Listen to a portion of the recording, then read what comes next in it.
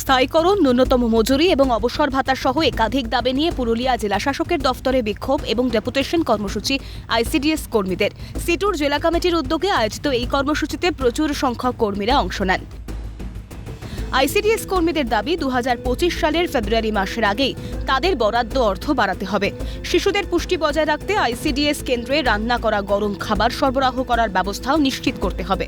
ICDS কর্মী ও সহায়িকাদের কাজকে স্থায়ী করার পাশাপাশি তাদের ন্যূনতম মজুরি, গ্র্যাচুইটি ও পেনশনের ব্যবস্থা করতে হবে। অবসরকালীন ভাতা সুনিশ্চিত করতে হবে। পাশাপাশি প্রতিটি আইসিডিএস কেন্দ্রে খাদ্যের গুণগত মান ও পরিকাঠামো উন্নত করার ব্যবস্থা করতে হবে।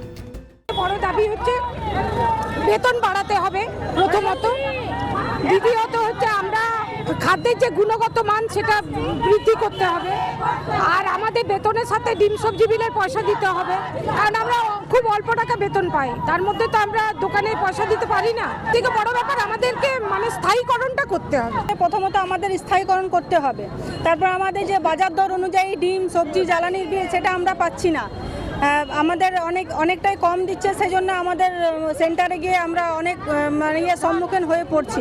5 লক্ষ টাকা যেনারা রিটায়ার করছেন 5 লক্ষ দেওয়ার কথা ওদেরকে দিচ্ছে না, অফিস যে ঘুরে আসছে তারা। কিছু হয়নি স্যার, কোনো কিছু হয়নি, না কোনো কিছু আমাদের হয়নি। এই বাজেটে 2024 বাজেটেও আমাদের কোনো কিছু বাড়ায়নি, আমরা সেই জন্য হতাশ হয়ে আছি, খুবই হতাশ হয়ে আছি।